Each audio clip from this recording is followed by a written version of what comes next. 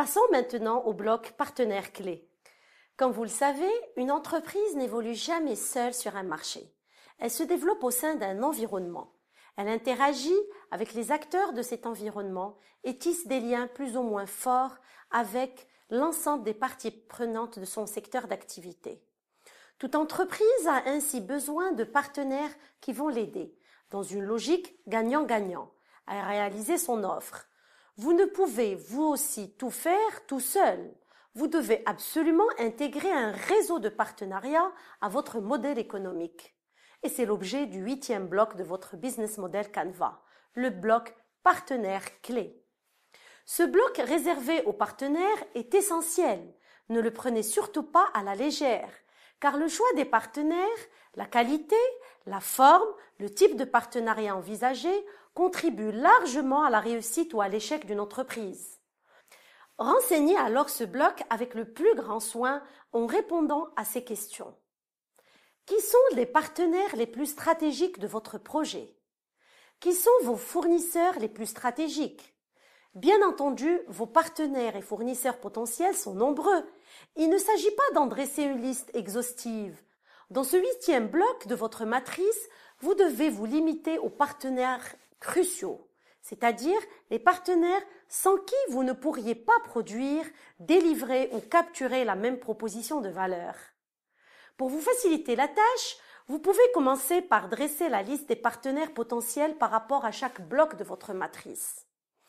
Qui sont les partenaires qui peuvent vous aider à produire votre proposition de valeur? Qui sont ceux que vous pouvez associer pour mieux délivrer cette valeur aux différents segments de cette clientèle cible?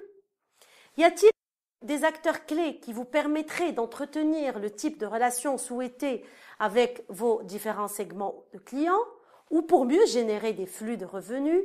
Passez maintenant au bloc des ressources clés. Il est très peu probable que vous puissiez disposer de toutes les ressources clés précisées dans ce bloc. Qui sont alors les acteurs qui pourraient prendre en charge totalement ou partiellement des ressources auxquelles vous aurez du mal à accéder? Faites pareil pour les activités clés et identifiez les partenaires potentiels qui vous aideront à réaliser totalement ou partiellement certaines activités qui vous sera difficile à effectuer seul.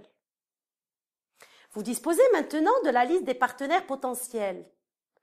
Triez-les en prenant en considération 2 critères essentiels.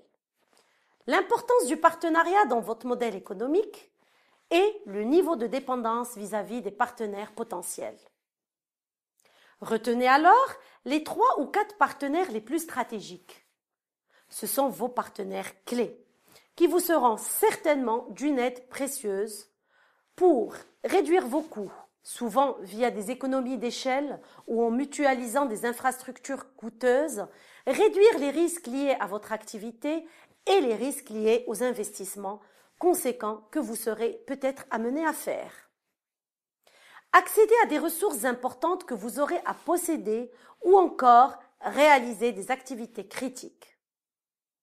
Mais quelle modalité de partenariat envisager avec vos partenaires clés? On distingue 4 grands types de partenariats.